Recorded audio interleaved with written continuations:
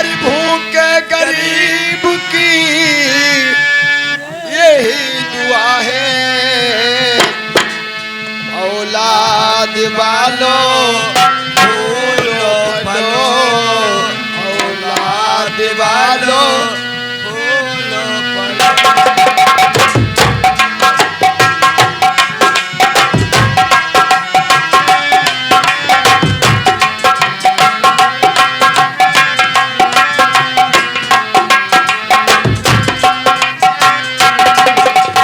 पैसे दो पैसे में तुम्हारा कुछ न घटेगा दौलत वालों। पैसे दो पैसे में तुम्हारा कुछ न घटेगा दौलत वालों। ले लो दुआएं निर्धन की, धन और बढ़ेगा दौलत वालों।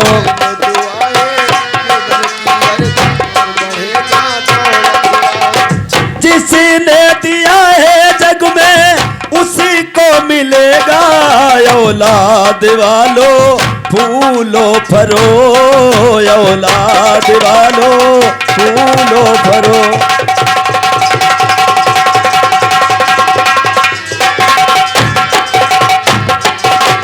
भूखे गरीब की यही दुआ है, औलाद वालों फूलो फलो, औलाद वालों फूलो फलो।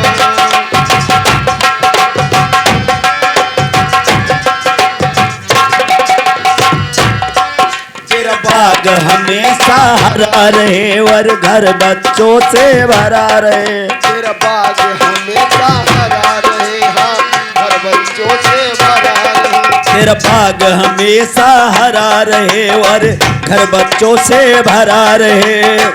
जिसने दिया है उसी को मिलेगा, औलाद वालों फूलो फलो, औलाद वालों।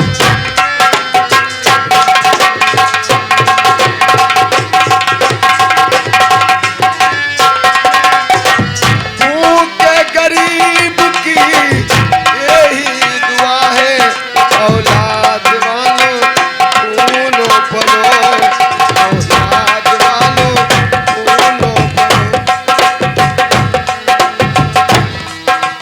पैसे दो पैसे में तुम्हारा कुछ न घटेगा दौलत वालों।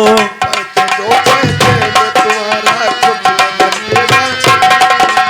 ले लो निर्धन की, धन और बढ़ेगा दौलत वालों। जिसने दिया है जग में उसी को मिलेगा, औलाद वालों फूलो फलो, औलाद वालों। महाराज मैंने 500 रुपए का जुगाड़ कर दिया है, मेरी लड़की गांव से मांग के ले आई है। अब ये पैसे लीजिए और ये मेरे भाई को ठीक कह दिया, यहाँ रख दो बेटी।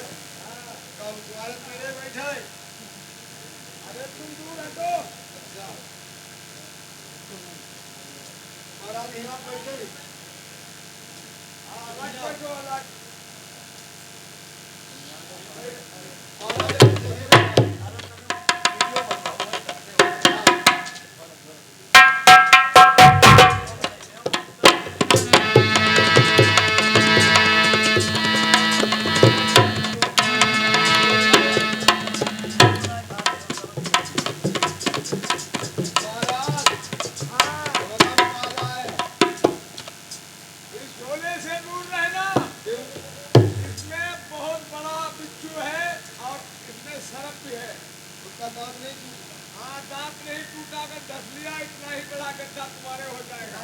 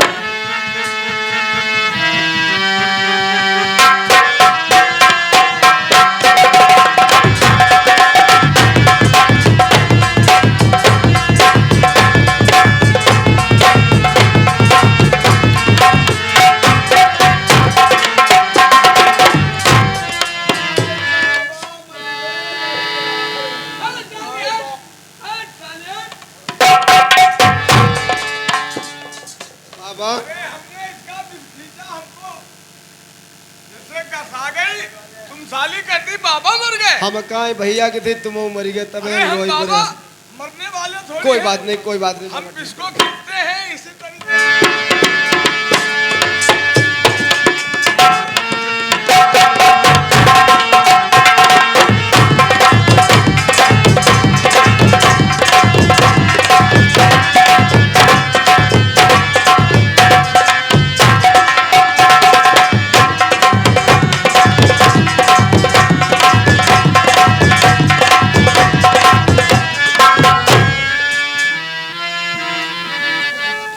अब हमारे पास कोई मंत्र नहीं रह गया है।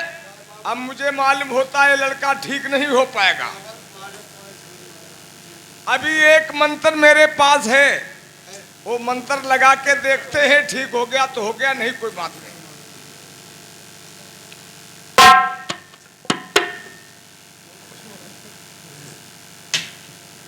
आखर बांधे पाखर बांधे और आंच के बांधे पूरा और उठाओ लाल सरपट काहे न गान में कर दे।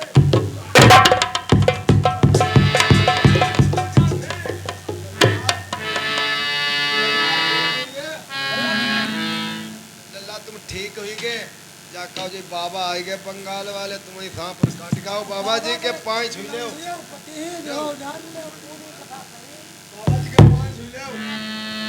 बाबा जी तुम्हारो मूड काटी ले। बताओ हमने इस लड़के को ठीक किया है। ये लड़का हमसे कहता बाबा जी तुम्हारा मूड काट ले हैं। कितना भला बदतमीज लौंडा है। इसको मैंने खिला दिया, गलत किया। चलो कोई बात नहीं लल्ला। क्या बाबा हाँ तुमने मेरी मम्मी से कहा कही? तुम्हारी मम्मी से हम क्या कहेंगे। हमने ठीक कर दिया है, मम्मी से मांग रहे हैं, मम्मी तुम्हारी देंगी हमको। भाई हमने काम किया है तो हमको दक्षिणा चाहिए कि नहीं। हम तो दक्षिणा लेंगे जरूर। क्या मम्मी जी बाबा का कहीं मैंने मम्मी तुम्हारी कहती कुछ देव अब बताओ।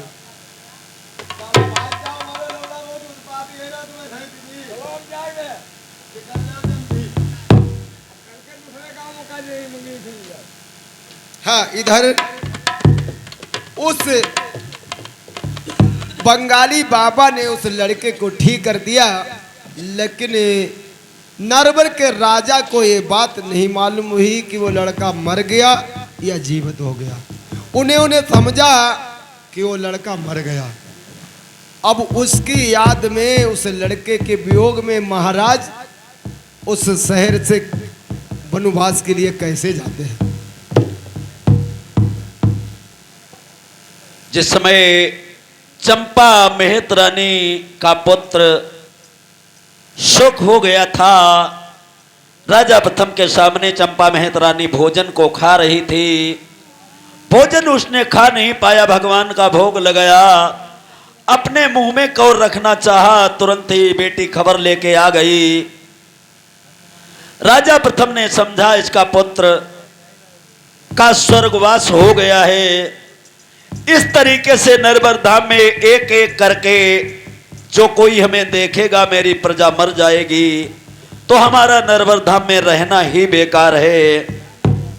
अब विचार करते हैं कि हम नरवर धाम में नहीं रहेंगे। फिर वही बात कि अपनी रानियों से सलाह लेते हैं। कोई रानी ये नहीं कहती है कि महाराज तुम नरवर धाम में ही रहो, इसका कुछ उपाय करूंगी। जब राजा प्रथम को कोई सहारा नहीं मिला तो नरवर धाम से निकलने के लिए सोच लिया। और देखो जा रहे हैं रास्ते में, तब तक वही धर्म पत्नी मंझावती जो काग उड़ा रही थी, उसने अपने पति महाराज को बांदी के द्वारा अपने पास में बुलाया। और धर्म पत्नी मंझावती राजा प्रथम देखो आपस में क्या बातचीत करते हैं।